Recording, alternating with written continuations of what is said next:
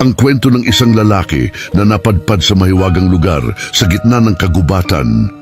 Sa isang lugar sa Samar, may isang delivery truck driver na galing sa Maynila at may dalang mga semento at bakal na pampagawa ng building.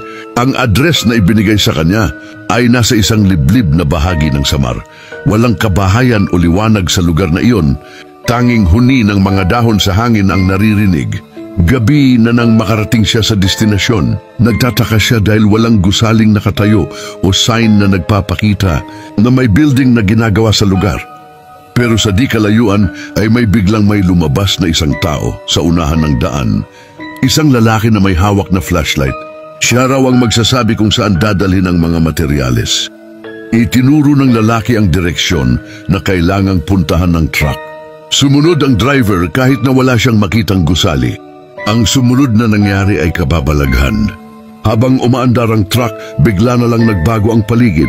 Ang mga makalumang kalsada ay naging malawak at makinis na daan. Ang madilim na kagubatan ay napalitan ng maliwanag na paligid. Biglang nagkaroon ng araw na tila ba ay tanghaling tapat. Mayroong mga matataas na gusaling gawa sa salamin na kumikinang sa ilalim ng araw. Ang mga kalsada ay puno ng mga sasakyan na mukhang futuristic at ang mga taong naglalakad ay may kakaibang porma at tindig. Laking gulat ng driver nang makita ang syudad at nalaman niyang siya ay nasa Biringan, ang lugar ng mga engkanto. Binigyan siya ng direksyon kung saan ibababa ang mga semento. Pagkatapos niyang i-discharge ang kargada, nag-offer ang mga engkanto ng pera na sa mata ng driver ito ay malaking halaga. Ayon sa sabi-sabi, kapag kumuha ka ng pera o kumain ng pagkain sa Biringan, mananatili ka na sa mundo nila. Pero sa halip na pera, hiniling ng driver na makabalik sa kanyang pamilya. Bigla na lang siyang nagising sa loob ng kanyang truck. Mag-isa siyang nasa kalsada at ang paligid ay kasing dilim at kasing lubak ng lugar nang dumating siya. Pero nang tiningnan niya ang kanyang truck, wala na ang mga semento.